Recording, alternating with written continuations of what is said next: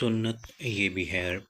ربیع الاول کا مقدس مہینہ ایک بار پھر ہمارے درمیان پوری عقیدت کے ساتھ آیا ہوا ہے۔ یہ ہمارے پیارے نبی حضرت محمد صلی اللہ علیہ وسلم کی ولادت باسعادت کی نسبت سے محبت، عقیدت اور خوشی کا مہینہ ہے۔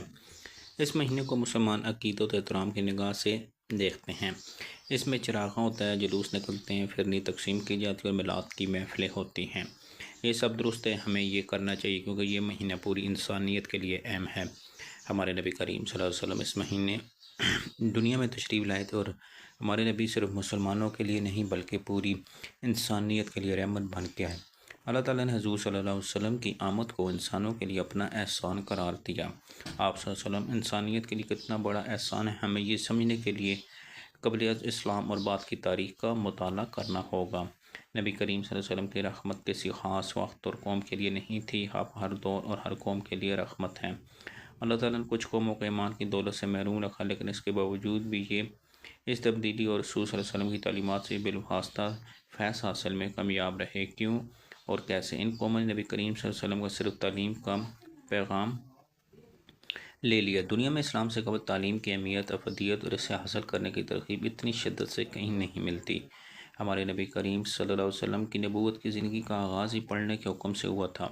آپ صلی اللہ علیہ وسلم نے تعلیم کے ساتھ شعور آگاہی کی تحریک شروع کی، ہر مسلمان پر تعلیم حاصل کرنا فرض قرار دیا، مسلمانوں کو لکھنا پڑھنا سکھانے کے لیے غیر مسلموں سے مدد حاصل کی، عین جنگ کے موقع پر اور بعد میں تعلیم پر پوری توجہ دی اور ایک عظیم انقلاب برپا کر دیا۔ دنیا کے جن قوموں اور ملکوں نے زور اسلام کے بعد تعلیم کو ریاست مدینہ کی طرح اولین ترجیح بنایا، وہ دیکھتے ہی دیکھتے دنیا کی امامت کرنے لگی۔ آپ کو اگر یقین نہ ہے تو ماضی کی تاریخ میں صرف 2 ملکوں کی تاریخ آپ کے سامنے رکھتا ہوں، آپ کو اس سے ترقی کا راستہ مل جائے گا۔ 1950 کی دہائی میں جنوبی کوریا دنیا کا غریب ترین ملک تھا۔ کوریا کی جنگ نے سب کچھ تباہ کر دیا، گاؤں اجڑ گئے، شہر کھنڈر بن کے، کارخانے ختم ہو گئے، عوام کے پاس کھانے کے لیے کچھ نہ تھا۔ بچے بھوک سے روتے تھے اور مائیں ان کو تسلی دیتی لیکن یہ ان کے کھانے کا وعدہ نہیں کر سکتی۔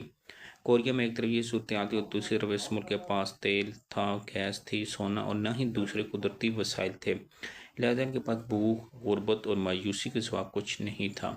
اس زمانے میں دنیا بھر کے ماہرین کا خیال تھا یہ ملک زیادہ دیر تک قائم نہیں رہ سکے، لیکن پھر ان ابتر حالات میں کوریا کی لیڈرشپ نے عجیب فیصلہ کیا۔ انہوں نے قوم کو بتایا ہمارے پاس زمین کم ہے، وسائل بھی نہیں، ہمارے پاس انڈسٹری اور زراعت کا بھی سوال پیدا نہیں ہو سکتا، ہمارے پاس صرف بچے ہیں، یہ ہمارا کل احساس ہے، ہم ان کو اگر پڑھا دیں تو ہمارا ملک ترقی کی لائن میں کھڑا ہو جائے گا، لہٰذا ہمیں یہ صرف تعلیم پر فوکس کرنا ہوگا۔ حکومت نے اس کے بعد ملک میں ایک تحریر چلا دی، ہر بچہ اسکول جائے گا، امیر ہو یا بے غریب، تعلیم حاصل کرنا ضروری ہوگا۔ استادہ کو تربیت دی گئی، تعلیم کا نظام سخت اور معیاری بنا دیا گیا۔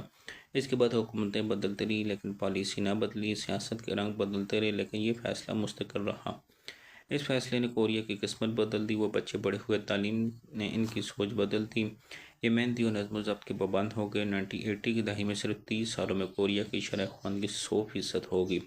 ان بچوں نے آگے جا کر سیمسنگ، ہنڈائی اور ایل جی جیسے برانڈ متعارف کرائے۔ یہ برانڈ ہمارے گھروں، ہاتھوں تک پہنچے۔ جب آپ یہ سطور پڑھ رہے ہوں گے تو عین ممکن اب سیمسنگ کا موبائل آپ کے ہاتھ میں ہو یا پھر آپ کے گھر میں ایل جی کی اسکرین نصب اور ان پر یہ سطور پڑھ عین ہے کہ کوریا حکومت کے وہی ان کا نتیجہ آج جنوبی کوریا دنیا کی 10 بڑی معیشتوں میں شامل، یہ صرف اور صرف تعلیم کی دین ہے۔ اب آپ سنگاپور کی کہانی سنیے، یہ 1965 کی بات ہے، ملیشیا سے ایک چھوٹا سا جزیرہ الگ ہوا، دنیا سے ماہی گیروں کی بستی کہتی، وہاں صنعت نہ، وسائل نہ، معیشت، بے روزگاری کا یہ عالم تھا۔ نوجوان ہاتھوں میں کشتیوں کی رسیاں پکڑ کر پورا دن گاہکوں کا انتظار کرتے رہتے لیکن انہیں کام نہیں ملتا۔ لیکن پھر ایک رہنما ان کے لیے آگے بڑھا اور اس نے نئی نسل کو تعلیم اور ہنر سے جوڑنے کا فیصلہ کیا۔ اس نے کہا کہ ہمیں کوئی وسائل، بیرونی امداد اور زمینی نہیں چاہیے، ہمیں صرف تعلیم بچائے گی۔ اس نے نئی زبانیں سیکھنے پر زور دیا، نظام تعلیم کو میرٹ کی بنیاد پر قائم کیا، نوکریاں میرٹ پر دی، سفارش اور کرپشن کا دروازہ بند کیا۔ پھر ان فیصلوں کے رنگ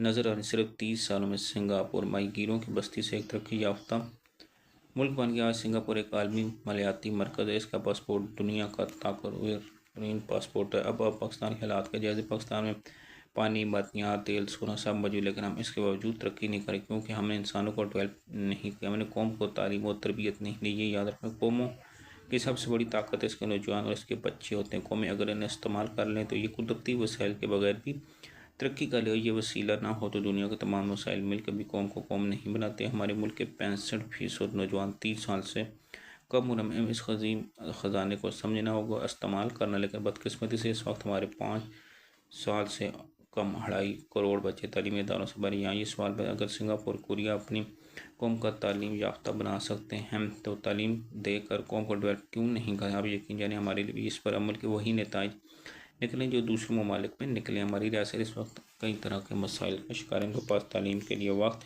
اور وسائل نہیں، لہٰذا تعلیم کو اول ترجیح بنانے کی سنت پر عمل کی زیادہ ذمہ داری ہم سب پر عائد ہوگی۔ پاکستان میں انفرادی سطح پر سینکڑوں افراد یہ کام کر رہے ہیں، درجنوں ادارے بھی اس کام کے لیے کوشاں ہیں۔ ان اداروں میں نام ریڈ فاؤنڈیشن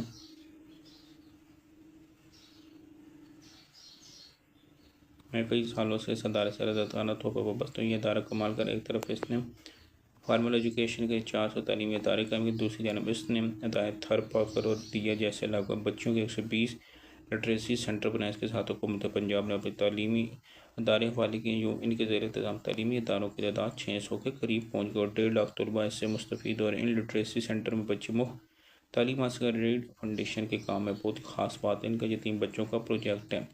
ریڈ فاؤنڈیشن پورے پاکستان میں تقریباً 15,000 یتیم طلباء کی مکمل تعلیمی کفالت کر رہی ہے۔ ان میں سے تقریباً 8,000 بچوں کو ان کے گھر کے بنیادی اخراجات ہاتھ بٹانے کے لیے بھی اعزازیہ دیا جاتا ہے۔ یہ ڈونر سے 60,000 سالانہ لیتے ہیں جو 5,000 ماہانہ بنتا ہے۔ اس تھوڑی سی رقم سے ان بچوں کی تعلیم کے ساتھ یونیفارم، کتابیں دیتے ہیں، یوں یہ یتیم بچے ڈاکٹر، انجینئر بن رہے ہیں اور ڈونر کے لیے صدقہ جاریہ کا باعث بن رہے ہیں۔ ریڈ فاؤنڈیشن ڈونر کو زیر کفالت بچے کا مکمل پروفائل عرصہ کا ہر سال ان بچوں کی کارکردگی سے اطلاع کرتی ہے۔ ربیع الاول کے اس مہینے میں اللہ تعالیٰ نے ہمارے نبی کریم صلی اللہ علیہ وسلم کو دنیا میں بھیج کر انسانیت و عظیم اس احسان کا بدلہ یہ ہے کہ تمام انسان خوشی کے اس موقع تعلیم دینے کی سنت پر عمل کریں۔ آپ کوئی تعلیمی ادارہ بنا دیں، اس سے اپنے والدین یا جاننے والوں سے منسوب کر دیں، یہ ادارہ ان کے لیے صدقہ جاریہ ہوگا۔ یا آپ کسی تعلیمی ادارے میں فرنیچر دے کر سائنس لیبارٹری، تعالیٰ آپ کو اس دنیا اور دونوں آخرت۔ آپ 60,000 روپے سالانہ ماہانہ عرصہ کر کسی ایک بچے کو اپنے ریڈ فاؤنڈیشن کی تفصیلات، ایک سے زیادہ بچوں کو بھی